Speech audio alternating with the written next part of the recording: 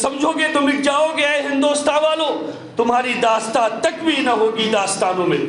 قال اللہ تبارک و تعالی فی القرآن الکریم والفرقان الحمید، اعوذ باللہ من الشیطان الرجیم، بسم اللہ الرحمن الرحیم، انما یخشى اللہ من عباده العلماء۔ وجاء فی حدیث صحیح قال رسول اللہ صلی اللہ علیہ وسلم انما بعثت معلما۔ معزز حضرات، بڑی قیمتی مجلس ہے یہ اور بہت اہم لوگ جمع ہیں آج۔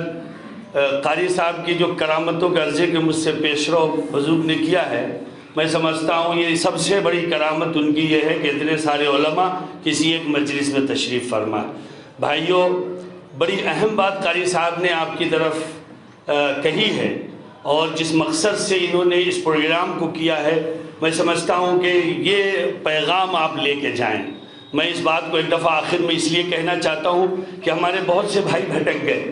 اصل مسئلہ یہ ہے کہ امت کو متحد ہونا ہے، امت کو متفق ہونا ہے، اور مولانا نے بڑی پیاری بات کہی، مولانا جامع مسجد کے امام و خطیب نے، کہ صاحب ہمیں اللہ تعالیٰ نے بڑا اہم اسٹیج دیا ہے۔ قرآن مجید کی یہ آیت جب میں پڑھتا ہوں تو میرے روٹے کھڑے ہو جاتے ہیں۔ قاری عبداللہ صاحب اور مولانا صاحبان سب تشریف رکھتے ہیں کہ اللہ تعالیٰ نے قرآن مجید میں یہ بات کہی ہے، ان الذین یکتمون ما انزلنا من البینات والہدی من بعد ما بیناہ للناس فی الکتاب اولئک یلعنہم اللہ ویلعنہم اللاعنون۔ جن لوگوں کو اللہ تعالیٰ نے قرآن و حدیث اور کتاب و سنت کی تعلیم سے نوازا، ہدایت کو عام کر دیا، ضلالت ختم کر دیا، ان کو یہ علم عطا فرما دیا، اس کے باوجود بھی اگر وہ کسی حق کو اور سچائی کو چھپاتے ہیں تو اللہ تعالیٰ نے ان پر کہا ہے اولئک لعنہم اللہ، یہی وہ لوگ ہیں جن پر خدا کی لعنت ہے۔ انا للہ و انا الیہ راجعون۔ علماء کرام، ہماری بڑی ذمہ داری ہے، جب ہم فرقہ بندی کی بات کرتے ہیں، جب ہم امت کی توڑ کی بات کرتے ہیں، خدا نہ خواستہ ہم سے کوئی نفرت کی بات پھیلتی ہے۔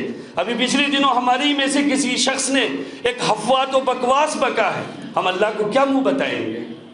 اللہ نے قرآن مجید میں بات کہی ہے، ان الذین یکتمون ما انزلنا من البینات والہدی من بعد ما بیناہ للناس فی الکتاب اولئک یلعنہم اللہ، اللہ کی اس پر لعنت ہے، ویلعنہم اللاعنون، اور تمام لعنت کرنے والوں کی لعنت ہے۔ ابھی قاری ادریس صاحب نے جو قرآن مجید کی آیتوں پر آئے تھے، اتحاد و اتفاق پہ پڑھی ہے، بھائیوں اس سے سب سے زیادہ مخاطب ان آیتوں کے ہم ہیں۔ بہت ضرورت ہے کہ ہم امت کو مجتمع کریں، امت کو یکجا کریں، امت میں متفق علیہ بات کہیں۔ ہاں، اپنی مجلس ہے، نجی مجلس ہے، اپنے عقائد اور اپنا مسلک بھی آپ کے پیش نظر ہے، آپ اپنی نجی مجلسوں میں اپنے مسلک کی بات کریں، لیکن جب کبھی آپ کو کوئی اجتماعی موقع ملتا ہے، جب کبھی آپ کو کوئی اجتماعی پلیٹ فارم ملتا ہے، وہاں سے آپ کا پیغام اتحاد و اتفاق کا جانا چاہیے، کلمہ طیبہ کا جانا چاہیے، لا الہ الا اللہ محمد الرسول اللہ کا جانا چاہیے۔ یہ پیغام آج قاری صاحب آپ سے کہہ رہے ہیں، یہ لے کے آپ جائیے۔ ابھی آپ دیکھ رہے ہیں ہماری درگت کیا بن رہی ہے، ابھی بھی ہمارے حالات کتنے خراب ہیں، لیکن ابھی بھی کچھ لوگ سمجھنے کے لیے تیار نہیں ہیں، کچھ لوگ جو اس مسئلے میں ابھی بھی تک سنجیدہ نہیں ہیں۔ ہمارے اصل مسائل کیا ہیں؟ اس وقت ہم جس ملک میں رہ رہے ہیں وہاں ہمارے بقا کا مسئلہ ہے، ہمارے مفکرین، ہمارے علماء کی رات کی نیندیں اڑی ہوئی ہیں، اور ہم ہیں جو چھوٹے چھوٹے مسئلوں میں، چھوٹی چھوٹی باتوں میں مختلف ہیں، ہمارے بیچ اختلافات ہو رہے ہیں۔ ارے بھائی، کتا بھوکتا ہے، بھونکنے دیجیے۔ آپ کو اگر کوئی بات پسند نہیں ہے تو اس کو کہنے دیجیے، آپ اس سے صرف نظر کیجیے، آپ لو جلائیے، آپ روشنی جلائیے، آپ چراغ جلائیے، آپ محبت پھیلائیے۔ یہ اس وقت کی بہت بڑی ضرورت ہے۔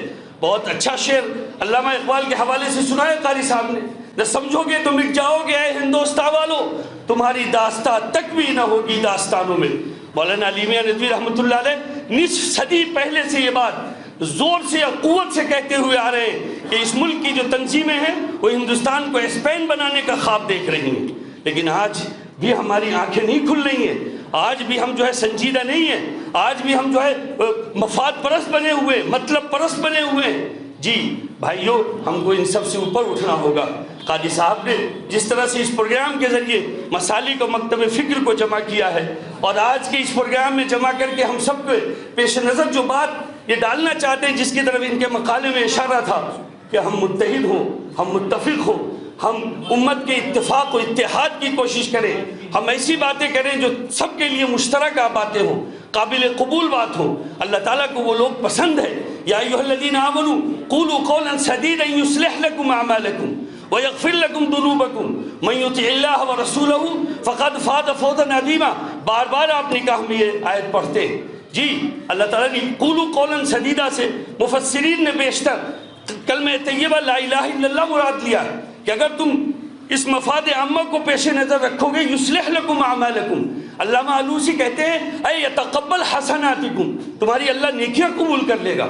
اللہ کو وہ لوگ بڑے پسند ہیں جو اصلاح پسند ہیں، جو مصلح ہیں، جو لوگوں کے بیچ محبت کی بات کرتے ہیں، جو لوگوں کا دل جماتے اور جڑاتے ہیں۔ اللہ تعالیٰ سے دعا ہے کہ اللہ تعالیٰ ہم سب کو یہ پیغام لے کر اپنے اپنے مقام پر جانے کی توفیق دے اور ہم اپنے اپنے مقام پر اس کی کوشش کریں۔ آج کا ہندوستان بدل رہا ہے اور بڑی حد تک بدل گیا ہے۔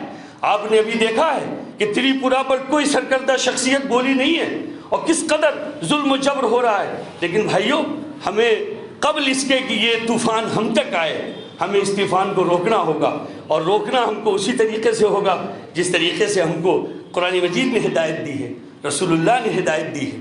آپ نبی کے وارث ہیں، حضور کہتے ہیں کہ اللہ تعالیٰ نے مجھے معلم بنا کے بھیجا ہے۔ آپ معلم ہیں، آپ کی ذمہ داری ہے کہ آپ تعلیم دیں۔ جو معلم ہوتا ہے، جو معلم خیرخواہ ہوتا ہے، شاگردوں کو غلطیوں سے صرف نظر کرتا ہے، جی لوگوں کی کوتاہیوں سے صرف نظر کرتا ہے، اور جو بچہ زیادہ کمزور ہوتا ہے، زیادہ کند ذہن ہوتا ہے، ایک مشفق استاد اس پر زیادہ محنت کرتا ہے۔ تو اگر سماج میں کوئی بگڑا ہوا ہے، سماج میں کوئی بگاڑ کا شکار ہے، تو ہم سب اس کے خیرخواہی سے اس کی اصلاح کی کوشش کریں، تبھی ہم صحیح معنوں میں معلم ہیں۔ حضور پاک صلی اللہ علیہ وسلم کی سیرت و سنت کے حوالے سے یہ پروگرام ہو رہا ہے۔ حضور پاک صلی اللہ علیہ وسلم کی سیرت آپ کے سامنے موجود ہے۔ جی سلام اس پر کہ جس نے گالیاں سن کر دعائیں دی، سلام اس پر کہ جس نے گالیاں سن کر دعائیں دی۔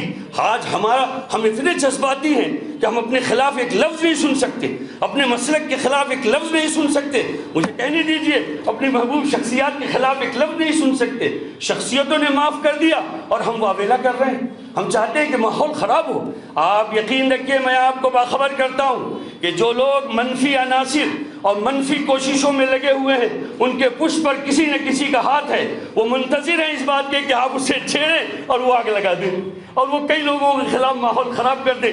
یہاں پہ یہ بیٹھے ہوئے ہیں جو سرکاری نیتیوں سے واقف لوگ ہیں، ان کی منڈیاں ہل رہی ہیں۔ اس لیے آپ نوشتہ دیوار کو سمجھیے علماء کرام، آپ زیادہ جذباتی نہ بنیے، آپ مثبت اور پازیٹیو کوشش کیجئے، آپ مشعل جلانے کا کام کیجئے، آپ روشنی جلانے کا کام کیجئے، آپ عوام میں اویئرنیس لائیے، کتاب و سنت قرآن و حدیث عوام میں لائیے، آپ چھوڑیے پچھلی باتیں، پرانی باتیں، آپ اسلاف کے نقش قدم پر اپنی امت کو سیکھیے۔ انشاءاللہ یہ حالات خود بخود ختم ہو جائیں گے۔ میں دعا کرتا ہوں کہ قاری صاحب نے جس عظیم ترین مقصد کے تحت اس پروگرام کو کیا، اور میں آج ان کے اس مقالے سے بہت خوش ہوا ہوں جو انہوں نے یہاں پر پیش کیا ہے۔ میں تو حیران تھا کہ قرآن مجید نے اس قدر اتحاد و اتفاق پر ہمیں آمادہ کیا ہے، اور ہم ہیں کہ صاحب مختلف ہیں، اختلاف ہمارا شعار ہے۔ میں بڑا عالم اس لیے ہوں کہ میں فلانے کے خلاف خوب بولتا ہوں، میں اس لیے بڑا امام ہوں کہ مجھے فلانے کے خلاف خوب بولنا آتا ہے۔ یہ میری ناکامی ہے، میں ناکام ہوں، میں نامراد ہوں۔ میں گویا حضور پاک صلی اللہ علیہ وسلم کا پکا سچا متبع نہیں۔ میں اگر حضور کا متبع ہوں تو مجھے بہترین معلم ہونا چاہیے۔ لکھا ہے علماء نے معلم کے اوصاف کیا ہونے چاہیے، معلم کو کیسا ہونا چاہیے، معلم کے اخلاق کیسے ہونے چاہیے، معلم کا کردار کیسا ہونا چاہیے۔ بہرحال میرا وقت ہو گیا ہے، میں شکریہ ادا کرتا ہوں کہ آپ سب نے مجھے سنا، مگر میرے بھائیوں میں بہت ہاتھ جوڑ کے آپ سے کہتا ہوں حالات بہت خراب ہیں، حالات بہت خراب ہیں۔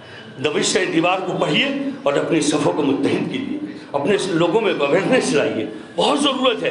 میں نے مولانا میں نے بار بار کہا ہے بریلویت، دیوبندیت، وہابیت، گلابیت ہمارا دین نہیں ہے، ہمارا دین تو دین اسلام ہے۔ هو سماکم المسلمین، حضرت ابراہیم نے ہمارا نام مسلمان رکھا تھا، ہم مسلمان ہیں۔ ہاں یہ ہمارے مسالک ہیں، یہ ہمارے لیے فوکس کرنے کے مراکز ہیں، لیکن یہ ہماری بنیاد نہیں ہے، یہ ہماری بیسک نہیں ہے، معاف کیجئے گا۔ ہماری بیسک تو قرآن و حدیث ہے اور وہ اسلام ہے، وہ مسلمان ہے۔ اللہ تعالی ہم سب کو عمل کی توفیق عطا فرمائے۔